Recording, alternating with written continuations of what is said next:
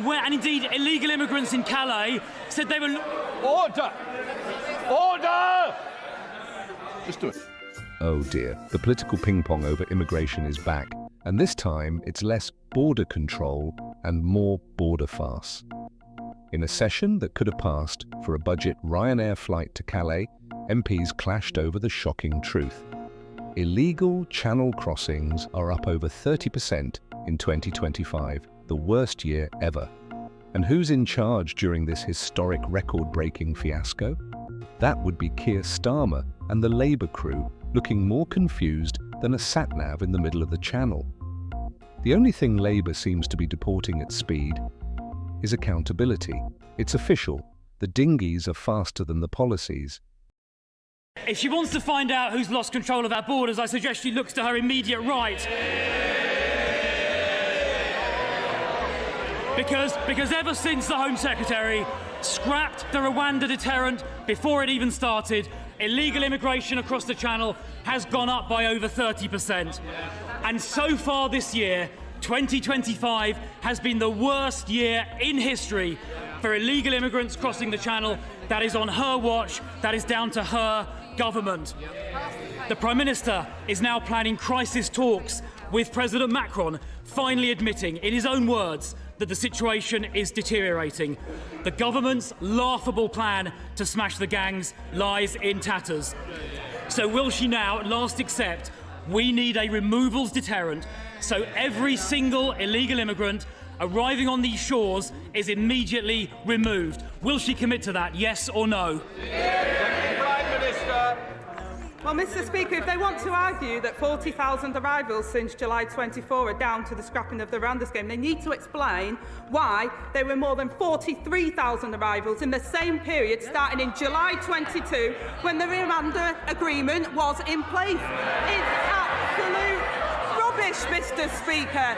They lost control of our borders. We're getting control of our borders. He needs to apologise. Crystal. I don't see how she has the brass neck to claim she's got it under control.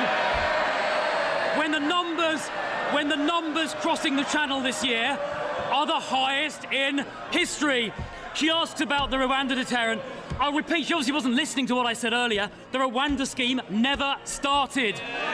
And indeed illegal immigrants in Calais said they were... Order! Order! Just do it. I want to hear the question, and I'm sure our constituents want to hear the question and the answer. Crystal. Thank you, Mr Speaker. The Rwanda scheme never started. Illegal immigrants in Calais were saying before the election how much they wanted the Prime Minister to get elected because he would help them get here. When Australia started a similar scheme about 10 years ago, it worked within a few months. Now, Mr Speaker, as a consequence of the government losing control, they are now accommodating growing numbers of illegal immigrants, many of whom cross the Channel, in asylum, hotels and flats.